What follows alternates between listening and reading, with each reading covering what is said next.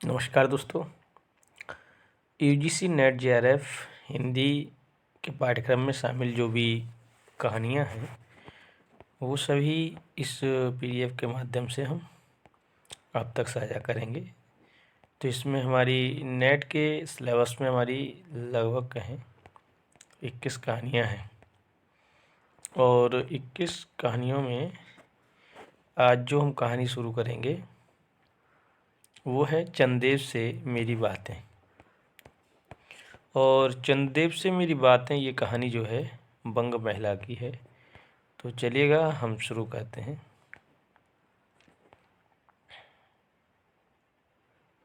देखिए,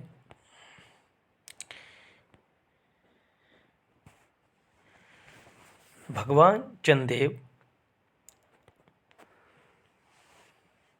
आपके कमलवत कोमल चरणों में इस दासी का अनेक बार प्रणाम। आज मैं आपसे 2-4 बातें करने की इच्छा रखती हूँ। क्या मेरे प्रश्नों का उत्तर आप प्रदान करेंगे? कीजिए, बड़ी कृपा होगी। देखो,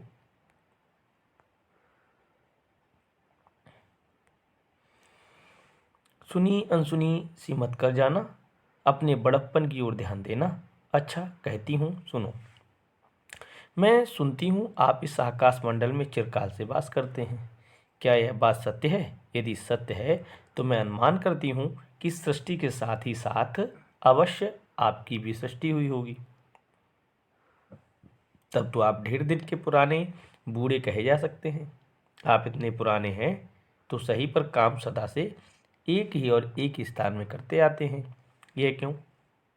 क्या आपका डिपार्टमेंट महकमे में ट्रांसफ़र बदली होने का नियम नहीं है? क्या आपकी गवर्नमेंट पेंशन भी नहीं देती? बड़े खेद की बात है। यदि आप हमारी न्यायशीला गवर्नमेंट के किसी विभाग में सर्विस नौकरी करते होते तो अब तक आपकी बहुत कुछ पदोन्नति हो गई होती और ऐसी पोस्ट पर रहकर भारत के कितने ही सुरम्य नगर, पर्वत, जंगल और झाड़ियों में भ्रमण करते। अंत में इस वृद्ध अवस्था में पेंशन प्राप्त कर काशी ऐसे पुनीत और शांति धाम में बैठकर हरि नाम का स्मरण करके अपना परलोक बनाते। यह बड़ी भारी भूल हुई भगवान चंदेव, क्षमा कीजिए, क्षमा कीजिए। आप तो अमर हैं, आपको मृत्यु कहाँ, तब परलोक बनाना कैसा? ओहो, देवता भी अपनी जाति के कैसे पक्षपाती होते हैं। देखो ना, चंदेव को अमृत देकर उन्होंने अमर कर दिया। तब यदि मनुष्य होकर हमारे अंग्रेज अपने जाति वालों का पक्षपात करें तो आश्चर्य क्या है। अच्छा, यदि आपको अंग्रेज जाति की सेवा करना स्वीकार हो तो एक एप्लीकेशन निवेदन पत्र हमारे आधुनिक भारत प्रभु लॉर्ड कर्जन के पास भेज देवें। आशा है कि वे आपको आदरपूर्वक अवश्य आह्वान करेंगे, क्योंकि आप अधम भारतवासियों के भांति कृष्णांग तो हैं ही नहीं जो आपको अच्छी नौकरी देने में उनकी गौरांग जाति कुपित हो उठेगी। और आप तो एक सुयोग्य, कार्यदक्ष, परिश्रमी, बहुदर्शी, कार्यकुशल और सरल स्वभाव महात्मा हैं। मैं विश्वास करती हूँ कि जब लॉर्ड कर्जन हमारे भारत के स्थायी भाग्य विधाता बनकर आवेंगे तब आपको किसी कमीशन के मेंबर नहीं तो किसी मिशन में भर्ती करके अवश्य भेज देंगे, क्योंकि उनकी कमीशन और मिशन दोनों ही अत्यंत प्रिय हैं। आपके चंद्रलोक से में जो रीति और नीति सृष्टि के आदिकाल में प्रचलित थे वे ही सब अब भी हैं, पर यहाँ तो इतना परिवर्तन हो गया है कि भूत और वर्तमान में आकाश पाताल का सा अंतर हो गया है। मैं अनुमान करती हूँ कि आपके नेत्रों की ज्योति भी कुछ अवश्य ही मंद पड़ गई होगी, क्योंकि आधुनिक भारत संतान लड़कपन से ही चश्मा धारण करने लगी है। इस कारण आप हमारे दीनहीन क्षीण प्रभ भारत को उतनी दूर से भली भांति न देख सकते होंगे। अतएव आपसे सादर कहती हूँ कि एक बार कृपा कर भारत को देख तो जाइए। यद्यपि इस बात को जानती हूँ कि आपको इतना अवकाश कहाँ, पर 8वें दिन नहीं तो महीने में 1 दिन अर्थात अमावस्या को तो आपको हॉलीडे छुट्टी अवश्य ही रही है। यदि आप उस दिन चाहें तो भारत भ्रमण कर जा सकते हैं। इस भ्रमण में आपको कितने ही नूतन दृश्य देखने को मिलेंगे, जिसे सहसा देखकर आपकी बुद्धि जरूर चकरा जाएगी। यदि आपसे सारे हिंदुस्तान का भ्रमण शीघ्रता के कारण ना हो सके तो केवल राजधानी कलकत्ता को देख लेना तो अवश्य ही उचित है। वहाँ के कल कारखानों को देखकर आपको ये अवश्य ही कहना पड़ेगा कि यहाँ के कारीगर तो विश्वकर्मा के भी लड़कदादा निकले। यही क्यों आपकी प्रिय सहयोगिनी दामिनो, जो मेघों पर आरोहण करके आनंद से अटखेलियाँ किया करती हैं, वे बेचारी भी यहाँ मनुष्य के हाथों का खिलौना हो रही हैं। भगवान निशानाथ, जिस समय आप अपनी निर्मल चंद्रिका को बटोर मेघमाला अथवा पर्वतों की ओर से सिंधु के गोद में जा सकते हैं, उस समय यही नीरद वासिनी विश्वमोहिनी सौदामिनी अपनी उज्ज्वल मूर्ति से आलोक प्रदान कर रात को दिन बना देती है। आपके देवलोक में जितने देवता हैं उनके वाहन भी उतने हैं। किसी का गज, किसी का हंस, किसी का बैल, किसी का चूहा। यदि पर यहाँ तो सारा बोझ आपकी चपला और अग्निदेव के माथे मड़ा गया है। क्या ब्राह्मण, क्या क्षत्रिय, क्या वैश्य, क्या शूद्र, क्या चांडाल, सभी के रथों का वाहन वही हो रही है। हमारे श्वेतांग महाप्रभु गण को जहाँ पर कुछ कठिनाई का सामना आ पड़ा, छठ उन्होंने इलेक्ट्रिसिटी बिजली को लापटका बस कठिन से कठिन कार्य सहज संपादन कर लेते हैं। और हमारे यहाँ के उच्च शिक्षा प्राप्त युवक काठ के पुतलों की भांति मुंह ताकते रह जाते हैं। जिस व्योमवासिनी विद्युत देवी को स्पर्श तक करने की किसी व्यक्ति का साहस नहीं हो सकता, वही आज पराए घर में आश्रिता नारियों की भांति ऐसी दबाव में पड़ी हैं कि वह छू तक नहीं कर सकती। क्या करे? बेचारी के भाव में विधाता ने दासी वृत्ति ही लिखा था। हरिपदोद्वाह त्रिलोक के पावनी सुरसरी के भी खोटे दिन आए हैं। यह भी अब स्थान स्थान में बंधन ग्रस्त हो रही है। उसके वक्षस्थल पर जहाँ तहाँ मोटे बृहदाकार खंभ गाड़ दिए गए हैं। कलकत्ता आदि को देखकर आपके देवराज सुरेंद्र भी, हमारी अमरावती तो इसके आगे निरी फीकी सी जान पड़ती है। वहाँ ईडन गार्डन तो पारिजात परिशोभित नंदन कानन को भी मात दे रहा है। वहाँ के विश्वविद्यालय के विश्वश्रेष्ठ पंडितों की विश्वव्याधिनी विद्या को देखकर वीणा पाणी सरस्वती देवी भी कहने लग जाएंगी कि निसंदेह इन विद्या दिग्गजों की विद्या चमत्कारिणी है। वहीं के फोर्ट विलियम के फौजी सामान को देखकर आपके देव सेनापति कार्तिकेय बाबू के भी छक्के छूट जाएंगे, क्योंकि देव सेनापति महाशय देखने में खास बंगाली बाबू से जचते हैं और उनका वाहन भी एक सुंदर मयूर है। बस इससे उनके वीरत्व का भी परिचय खूब मिलता है। वहाँ के मिंट टकसाल को देखकर सिंधु तनया आपकी प्रिय सहोदरा कमला देवी और कुबेर भी अकचका जाएंगे। भगवान चंद्रदेव इन्हीं सब विश्व मयोत्पादक अपूर्व दृश्यों को अवलोकन करने के हेतु आपको सादर निमंत्रित तथा सबने आहूत करती हूँ। संभव है कि यहाँ आने से आपको अनेक लाभ भी होंगे। आप जो अनादिकाल से निज उज्ज्वल बपु में कलंक की कालिमा लेपन करके कलंक की शशांक, शशधर, शशलांक्षण आदि उपाधि मालाओं से विभूषित हो रहे हैं, सिंधु तनय होने पर भी जिस कालिमा को आप आज तक नहीं धो सके हैं, वही आज आजन्म कलंक शायद यहाँ के विज्ञानविद पंडितों की चेष्टा से छूट जाए। जब बम्बई में स्वर्गीय महारानी विक्टोरिया देवी की प्रतिमूर्ति से काला दाग छुड़ाने में प्रोफेसर गज्जर महाशय फलीभूत हुए, तब क्या आपके मुख की कालिमा छुड़ाने में फलीभूत ना होंगे? शायद आप पर यह बात भी अभी तक विदित नहीं हुई कि आप और आपके स्वामी सूर्य भगवान पर जब हमारे भूमंडल की छाया पड़ती है, तभी आप लोगों पर ग्रहण लगता है। पर आपका तो अब तक वही पुराना विश्वास बना हुआ है कि जब कुटिल ग्रह राहु आपको निकल जाता है तभी ग्रहण होता है। पर ऐसा थोथा विश्वास करना आप लोगों की भारी भूल है। अतः हे देव, मैं विनय करती हूँ कि अब आप अपने हृदय से इस भ्रम को जड़ से उखाड़ कर फेंक दें।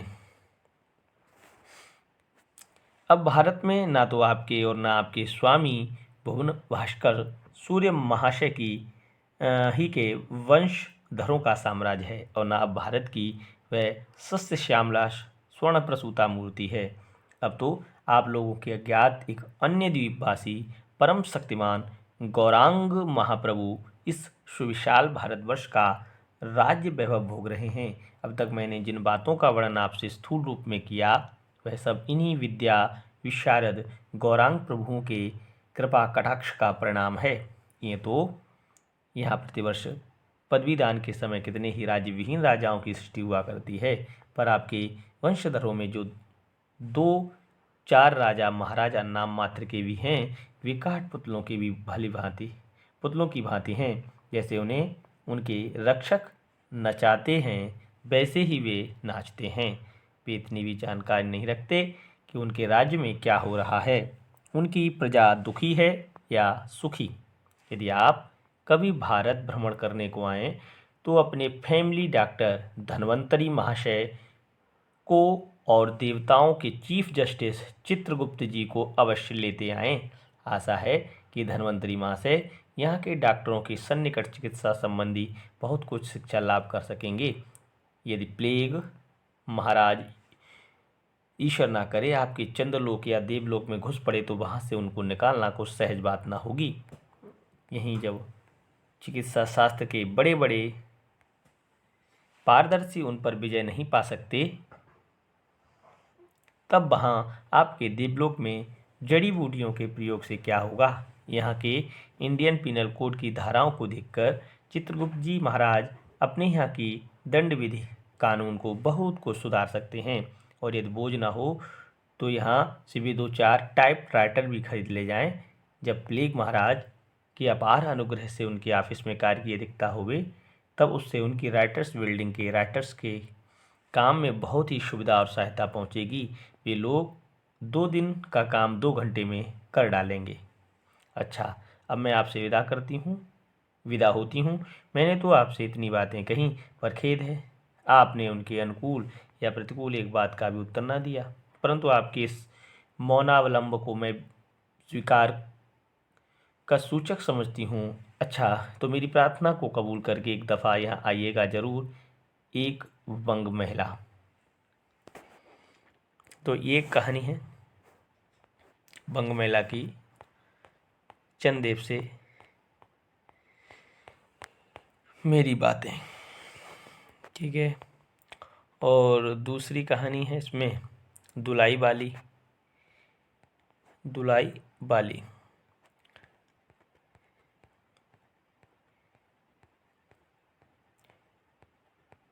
चलिए दुलाई बाली भी कहानी हम पढ़ते हैं।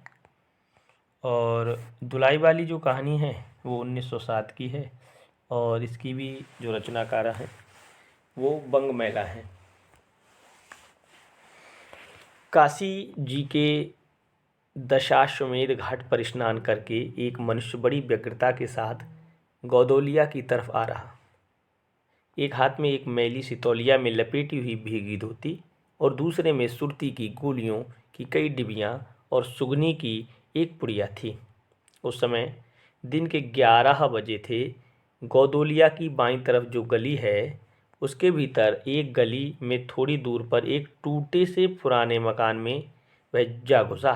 मकान के पहले खंड में बहुत अंधेरा था। वह ऊपर की जगह मनुष्य के वासोपयोगी थी। नवागत मनुष्य धड़धड़ाता हुआ ऊपर चढ़ गया। वहाँ एक कोठरी में उसने हाथ की चीज़ें रख दी और सीता सीता कहकर पुकारने लगा। क्या है, कहती हुई एक 10 वर्ष की बालिका खड़ी हुई। तब उस पुरुष ने कहा, सीता, जरा अपनी बहन को बुला ला। अच्छा कहकर सीता गई, और कुछ देर में एक नवीना स्त्री आकर उपस्थित हुई। उसे देखते ही पुरुष ने कहा, लो, हम लोगों को तो आज ही जाना होगा। इस बात को सुनकर स्त्री कुछ आश्चर्ययुक्त होकर वह झुंझला कर बोली, आज ही जाना होगा? यह क्यों? भला आज कैसे जाना हो सकेगा? ऐसा ही था तो सवेरे भैया से कह देते। तुम तो जानते हो कि मुंह से कह दिया बस छुट्टी हुई, लड़की कभी विदा की होती तो मालूम पड़ता। आज तो किसी सूरत जाना नहीं हो सकता। तुम आज कहती हो हमें तो अभी जाना है। बात यह है कि आज ही नवल किशोर कलकत्ते से आ रहे हैं। आगरे से अपनी नई बहू को भी साथ ला रहे हैं। सो उन्होंने हमें आज ही जाने के लिए इसरार किया है। हम सब लोग मुगल सराय से साथ ही इलाहाबाद चलेंगे। उनका तार मुझे घर से निकलते ही मिला। इसी से मैं झट नहा धोकर लौट आया। बस अब करना ही क्या है, कपड़ा वपड़ा जो कुछ हो बांध बूंद कर घंटे भर में खा पी कर चली चलो। जब हम तुम्हें विदा कराने आए ही हैं तब कल के बदले आज ही सही। हाँ ये बात है, नवल जो चाहे करावें। क्या एक ही गाड़ी में न जाने से दोस्ती में बट्टा लग जाएगा। अब तो किसी तरह रुकोगे नहीं, ज़रूर ही उनके साथ जाओगे, पर मेरे तो नाकों दम आ जाएगी। क्यों, किस बात से? उनकी हंसी से। और किससे? हंसी ठट्ठा भी राह में अच्छी लगती है, उनकी हंसी मुझे नहीं भाती। एक रोज़ मैं चौक में बैठी पूड़ियाँ काट रही थी कि इतने में न जाने कहाँ से आकर नवल चिल्लाने लगे, ए बुआ, ए बुआ, देखो तुम्हारी बहू पूड़ियाँ खा रही है। मैं तुम्हारे शर्म के मर गई। हाँ, भाभी जी ने बात उड़ा दी सही। वे बोली खाने पहनने के लिए तो आई है, पर मुझे उनकी हंसी बहुत बुरी लगी। बस इसी से तुम उनके साथ नहीं जाना चाहती?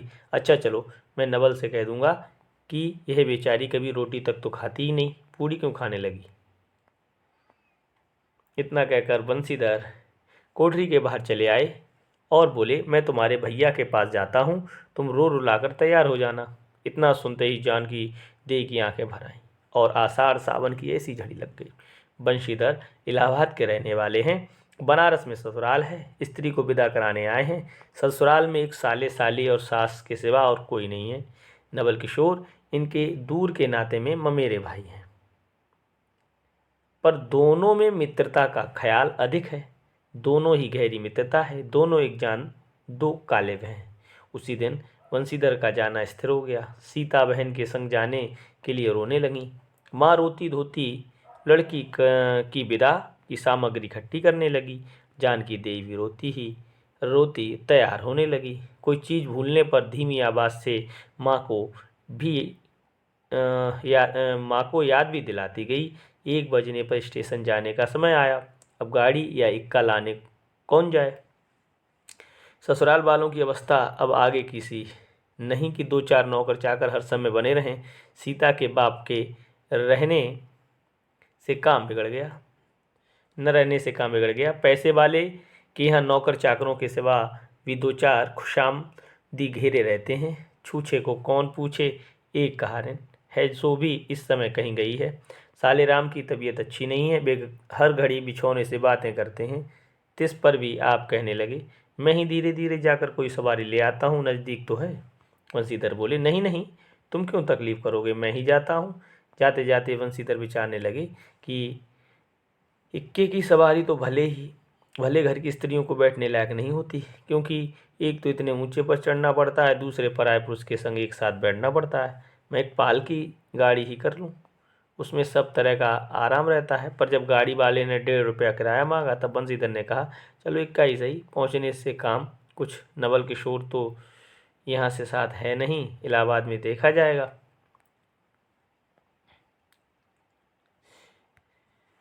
बंशीधर इक्का ले आए और कुछ असबाब था कि इक्के पर रख कर आप भी बैठ गए। जानकी देवी बड़ी विकलता से रोती हुई इक्के पर जा बैठी, पर इस अस्थिर संसार में स्थिरता कहाँ, यहाँ कुछ भी स्थिर नहीं। इक्का जैसे जैसे आगे बढ़ता गया वैसे जानकी की रुलाई भी कम होती गई। सिकरौल के स्टेशन के पास पहुँचते पहुँचते जानकी अपनी आंखें अच्छी तरह पहुँच चुकी थीं। दोनों चुपचाप चले जा रहे थे कि अचानक बंशीधर की नज़र अपनी धोती पर पड़ी और अरे एक बात तो हम भूल ही गए कहकर पछता से उठे। इक्के वाले के कान बचाकर जानकी जी ने पूछा, क्या हुआ, क्या कोई ज़रूरी चीज़ भूल आए? नहीं, एक देसी धोती पहन कर आना था, सो भूल कर बिलायती ही पहन आए। नवल कट्टर स्वदेशी हुए हैं ना, वे बंगालियों से भी बढ़ गए हैं। देखेंगे तो 2-4 सुना बिना ना रहेंगे।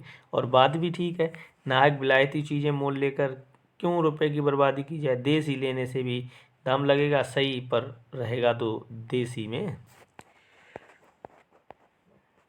जानकी जरा भौहें टेढ़ी करके बोली, धोती तो धोती है, पहनने से काम क्या यह बुरी है?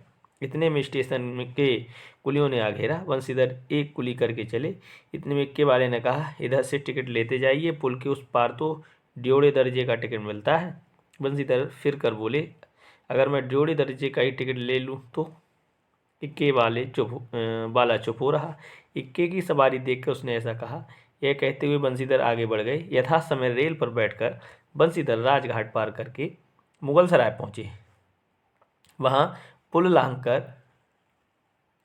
दूसरे प्लेटफॉर्म पर जा बैठे। आप नवल से मिलने की कोशिश में प्लेटफॉर्म के इस छोर से उस छोर तक टहलते रहे। देखते ही देखते गाड़ी का धुआं दिखलाई पड़ा। मुसाफिर अपनी अपनी गठरी संभालने लगे। रेल देवी भी अपनी चाल धीमी करती हुई गंभीरता से आ खड़ी हुई। बंसीधर एक बार चलती गाड़ी ही में शुरू से आखिर तक देख देख गए, पर नवल का कहीं पता नहीं। बंसीधर फिर सब गाड़ियों को ठहरा गए। भीतर घुस घुस कर एक एक डिब्बे में देखा कि किंतु नवल ना मिले। अंत को आप खिजला उठे और सोचने लगे कि मुझे तो वैसी चिट्ठी लिखी और आप ना आया, मुझे अच्छा उल्लू बनाया। अच्छा जाएंगे कहाँ, भेंट होने पर समझ लूँगा। सबसे अधिक सोच तो इस बात का था कि जानकी सुनेगी तो ताना मारेगी।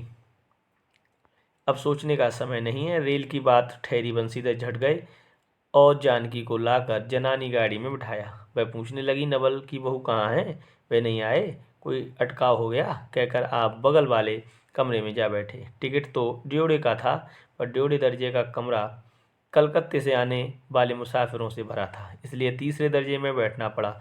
जिस गाड़ी में बंसीधर बैठे थे उसके सब कमरों में मिलाकर कुल 10-12 ही स्त्री पुरुष थे। समय पर गाड़ी छूटी। नवल की बातें और न जाने क्या क्या अगड़ बगड़ सोचते गाड़ी कई स्टेशन पार करके मिर्ज़ापुर पहुंची। मिर्ज़ापुर में पीट राम की शिकायत शुरू हुई। उसने सुझाया कि इलाहाबाद पहुंचने में अभी देरी है। चलने के झंझट में अच्छी तरह उसकी पूजा किए बिना ही बंसीधर ने बनारस छोड़ा था, इसलिए आप प्लेटफॉर्म पर उतरे और पानी के बम्बे से हाथ मुंह धोकर एक खोचे वाले से थोड़ी सी ताज़ी पूड़ियाँ और मिठाई लेकर निराले में बैठ आपने उन्हें ठिकाने पहुंचाया। पीछे से से जानकी सुधाई। सोचा कि पहले पूछ लें, तब कुछ मोल लेंगे, क्योंकि स्त्रियां नटखट होती हैं। वे रेल पर खाना पसंद नहीं करती। पूछने पर वही बात हुई। तब बंसीधर लौटकर अपने कमरे में आ बैठे। यदि वे चाहते तो उस समय ड्योढ़े में बैठ जाते, क्योंकि अब भीड़ कम हो गई थी, पर उन्होंने कहा थोड़ी देर के लिए कौन बखेड़ा करे। बंसीधर अपने कमरे में बैठे तो दो एक मुसाफिर अधिक देख पड़े। आगे वाले में से एक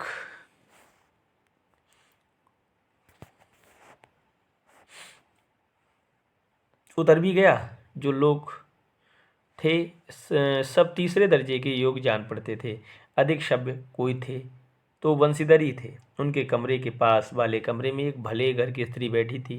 वह बेचारी सिर से पैर तक ओढ़े, सिर झुकाए, एक हाथ लंबा घूंघट काढ़े, कपड़े की गठरी सी बनी बैठी थी। बंसीधर ने सोचा, इनके संग वाले भद्र पुरुष के आने पर उनके साथ बातचीत करके समय बितावेंगे। 1-2 करके तीसरी घंटी बजी। तब वह स्त्री कुछ अकचकाकर थोड़ा सा मुंह खोल जंगले के बाहर देखने लगी। ज्यों ही गाड़ी छूटी वह मानो कांप सी उठी। रेल का देना लेना तो हो ही गया था, अब उसको किसी की क्या परवाह। वह अपनी स्वाभाविक गति से चलने लगी। प्लेटफॉर्म पर भीड़ भी न थी, केवल 2-4 आदमी रेल की अंतिम विदाई तक खड़े थे। जब तक स्टेशन दिखलाई दी तब तक वह बेचारी बाहर की देखती रही, फिर अस्पष्ट स्वर से रोने लगी। उस कमरे में 3-4 प्रौढ़ा ग्रामीण स्त्रियां भी थीं। एक जो उसके पास थी कहने लगी, अरे इनकर मनई तो नहीं आइलेन, ओ देखो रोल करथाइन। दूसरी, अरे दूसरी गाड़ी में बैठो हैं। पहला, दुर्बौरही ई जनानी गाड़ी थेड़े है। दूसरी, तऊ हो भूल तो कहू, कहकर दूसरी भद्र महिला से पूछने लगी, कौन गाओ उतरबू बेटा, मिर्जापुरा चढ़ी हो ना। इसके जवाब में उसने जो कहा सो वो न सुन सकी। तब पहली बोली, हट हम पूछला ना, हम कहाँ उतरबू हो, आई इलाहाबाद। दूसरी, इलाहाबाद कौन गाँव हो गैया। पहली, अरे नाही जानलू, प्रयाग जी जहाँ मनी मकर नहाए जाला। दूसरी, भला प्रयाग जी काहे ना जानीत, ले कहे का नहीं, तोरे पंच के धर्म से 4 दाई नहाए चुकी हुई। ऐसे हो सोमवारी और गहन दका दका लाग रहा, तउन तोहरे काशी जी नहाए गई रहे। पहली आवे जाए के तो सब औते जाता बटले बाटन, फुन ऐ शायद तो बेचारो विभूत ना पड़ेल बाटली। हे हम पंचा हई, राजघाट टिकट कटौली, मोगल के सराय उतर ली, होदा पुनः चढ़ ली। दूसरी, ऐसे एक दाई हम आवत रहे, एक मिली औरों मोरे संगे रही, दुकोने टिसनिया पर उकर मलिकवा उतर से की जुरत हैं गड़िया खुली। अब भई उगरा फाड़ फाड़ नरिया, ए साहब गड़िया खड़ी कर, ए साहब गड़िया तनी खड़ी कर। भला गड़िया दहिनाती काहे के खड़ी होए। पहली उ मेहरवा बड़ी उजबक रहल, भला केहू के चिल्लाए से रेलियो कहू खड़ी होला। इसकी बात पर कुल कमरे वाले हंस पड़े। अब जितने पुरुष स्त्रियां थी एक से एक अनोखी बातें कहकर अपने अपने तजुर्बे बयान करने लगी। बीच बीच में उस अकेली अबला की स्थिति पर भी दुख प्रकट करती जाती थी। तीसरी स्त्री बोली, टिकसिया पहले बाएं की नाही, हे सह बाबा सुनी तो कलकत्ते ताई ले मुसलिया लई, अरे यो तो नाई की दूर से आवत रह लेना, फरागत के बदे उतर लेना। चौथी, हम तो इनके संगे के आदमी के देखो न की हो गईयाँ। तीसरी, हम देखे रहेली वो मजेक टोपी देहले रहलेन को। इस तरह उनकी बेस्तर पैर की बातें सुनते सुनते बंसीधर ऊब उठे। तब वे उन स्त्रियों से कहने लगे, तुम तो नाहक उन्हें और भी डरा रही हो। जरूर इलाहाबाद तार गया होगा और दूसरी गाड़ी से वे भी वहाँ पहुँच जाएंगे। मैं भी इलाहाबाद ही जा रहा हूँ, मेरे संग भी स्त्रियाँ हैं। जो ऐसा ही हो है तो दूसरी गाड़ी के आने तक स्टेशन पर ही ठहरा रहूँगा। तुम लोगों में से यदि कोई प्रयाग उतरे तो थोड़ी देर के लिए स्टेशन पर ठहर जाना, इनको अकेला छोड़ देना, और जितना ही यदि पता मालूम हो जाएगा तो इन्हें इनके ठहरने पर स्थान पर भी पहुंचा दूंगा।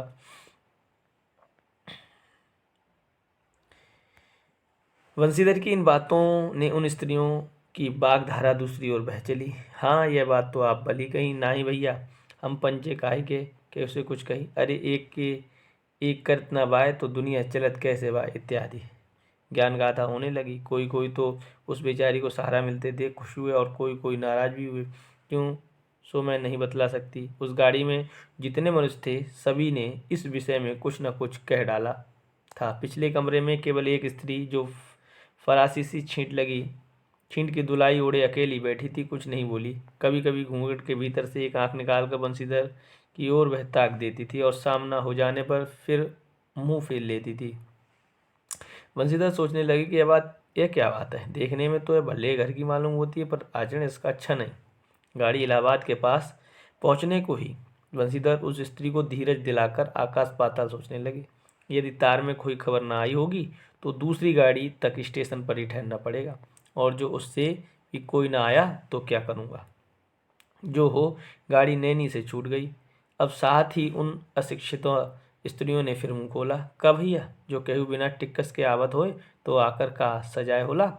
अरे ओका ई नाही चाहत रहा कि मेहरारू के तो बैठा दिलें, और अपुआ उन तउन टिक्कस ले के चल देहलें। किसी आदमी ने तो यहाँ तक दौड़ मारी कि रात को बंसीधर इसके जेवर छीन कर रफू चक्कर हो जाएंगे। उस गाड़ी में एक लाठी वाला भी था। उसने खुल्लम खुल्ला कहा, का बाबूजी कुछ हमरो साझा।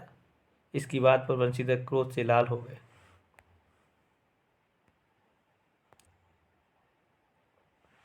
उन्होंने इसे खूब धमकाया। उस समय तो वह चुप हो गया, पर यदि इलाहाबाद उतरता तो बंसीधर से बदला लिए बिना न रहता। बंसीधर इलाहाबाद में उतरे। एक बुढ़िया को भी वहीं उतरना था। उससे उन्होंने कहा कि उनको भी अपने संग उतार लो। फिर उस बुढ़िया को उस स्त्री के पास बिठाकर आप जानकी को उतारने गए। जानकी सवाल कहने पर बोली, अरे जाने भी दो, किस बखेड़े में पड़े हो। पर बंसीधर ने ना माना। जानकी को और उस भद्र महिला को ठिकाने बिठाकर आप स्टेशन मास्टर के पास गए। बंसीधर के जाते ही वह बुढ़िया, जिसे उन्होंने रखवाली के लिए रख छोड़ा, किसी बहाने से भाग गई। अब तो बंसीधर बड़े असमंजस में पड़े, टिकट के लिए बखेड़ा होगा क्योंकि वह स्त्री पे टिकट है, लौट कर आए तो किसी को न पाया। अरे ये सब कहाँ गई, ये कहकर चारों तरफ देखने लगे, कहीं पता ही नहीं। इस पर बंसीधर घबराए, आज कैसी बुरी सायत में घर से निकले कि एक के बाद दूसरी आफत में फंसते चले आ रहे हैं। इतने में अपने सामने उस दुलाई वाली को आते देखा तो तू ही उन स्त्रियों को कहीं ले गई। इतना कहना था कि ढुलाई से मुंह खोलकर नवल किशोर खिलखिला उठे। अरे ये क्या, सब तुम्हारी करतूत है, अब मैं समझ गया कैसा गजब तुमने किया है। ऐसी हंसी मुझे नहीं अच्छी लगती, मालूम होता है कि वह तुम्हारी बहू थी। अच्छा तो वे गई कहाँ? वे लोग तो पालकी गाड़ी में बैठी हैं, तुम भी चलो। नहीं, मैं सब हाल सुन लूँगा तब चलूँगा। हाँ यह तो कहे, तुम मिर्ज़ापुर में कहाँ से आ निकली? मिर्ज़ापुर नहीं, मैं तो कलकत्ते से, बल्कि मुग़ल सराय से तुम्हारे साथ चला आ रहा हूँ। तुम जब मुग़ल सराय में मेरे लिए चक्कर लगाते थे तब मैं ड्योढ़े दर्जे में ऊपर वाले बेंच पर लेटे तुम्हारे तमाशा देख रहा था। फिर मिर्ज़ापुर में जब तुम पेट के धंधे में लगे थे मैं तुम्हारे पास से निकल गया, पर तुमने न देखा, मैं तुम्हारी गाड़ी में जा बैठा। सोचा कि तुम्हारे आने पर प्रकट होऊंगा, फिर थोड़ा और देख लें। करते करते यहाँ तक नौबत पहुँची। अच्छा अब चलो, जो हुआ उसे माफ़ करो। ये सुन बंसीधर प्रसन्न हो गए। दोनों मित्रों से बड़े प्रेम से बातचीत होने लगी। बंसीधर बोले, मेरे ऊपर जो कुछ भी बीती सी बीती, पर बेचारी जो तुम्हारे से गुणवान के संग पहली ही बार रेल में आ रही थी बहुत तंग हुई। उसे तो तुमने नाहक रुलाया, बहुत ही डर गई थी। नहीं जी, डर किस बात का था, हम तुम दोनों गाड़ी में ना थे। हाँ, पर यदि स्टेशन मास्टर से इत्तला कर देता तो बखेड़ा खड़ा हो जाता ना। अरे तो क्या मैं मर थोड़े गया था, 4 हाथी की धुलाई की बिसाती कितनी। इस तरह बातचीत करते करते दोनों गाड़ी के पास आए। देखा दोनों मित्र बंधुओं में खूब हंसी हो रही है। जानकी कह रही थी, अरे तुम क्या जानो, इन लोगों की हंसी ऐसी ही होती है। हंसी में किसी के प्राण भी निकल जाए तो कभी इन्हें दया ना आवे। खैर, दोनों मित्र अपनी अपनी घरवाली को लेकर राजी खुशी घर पहुँचे और मुझे भी उनकी राम कहानी लिखने से छुट्टी मिली। तो साथियों, ये हमारी आज 2 कहानी हमने पढ़ी। चंद्रदेव से मेरी बातें और दुलाई वाली, ये दोनों कहानी बंग महिला द्वारा लिखित हैं। तो अगली जो कहानी है तीसरी, एक टोकरी भर मिट्टी, और ये 1900 की रचना है और किसकी है, माधव राव सप्रे। तो ये तीसरी कहानी हम आपसे कल साझा करेंगे। तो मिलते हैं फिर अगली कहानी के साथ, तब तक के लिए नमस्कार, धन्यवाद।